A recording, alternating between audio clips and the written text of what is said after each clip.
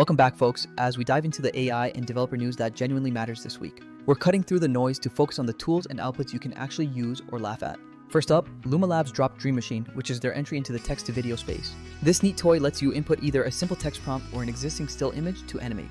I tried it by feeding it a book cover and a prompt about building a positive relationship. The free tier offers a limited number of daily generations, while paid options speed up your queue time. Initial results were often uncanny in a good way, showing organically moving elements. However, sometimes the generated perspective went completely wonky, making the whole scene feel unstable. My takeaway is that text-to-video is still quite early, impressive, but not yet polished enough. This raw, experimental footage is exactly what we need to chop into short, viral-ready clips.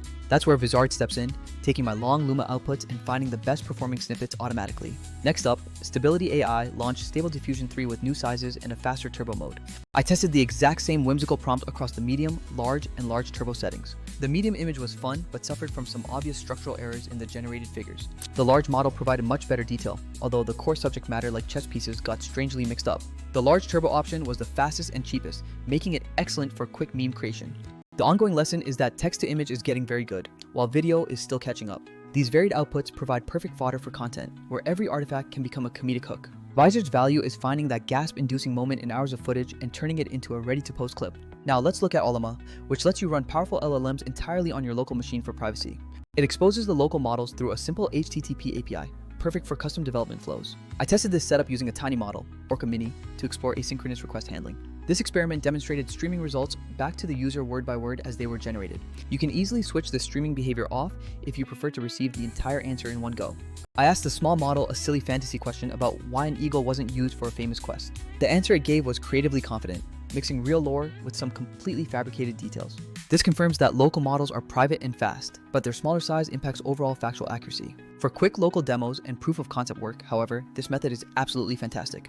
On the developer side, I implemented an async Java request using the HTTP client builder. The key was setting the accept header to stream the response as server send events. Using send-async with a custom body handler lets me parse and print each line as it arrives. While this streaming makes the UI feel incredibly alive, it doesn't actually make the model generate faster.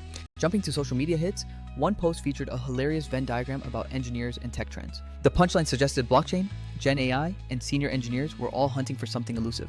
The overlaps were especially good, noting that blockchain plus Gen AI equals massively overhyped materials. This week's math nugget involves Euler's formula, leading to the surprising real number result of I dollars to the I dollars.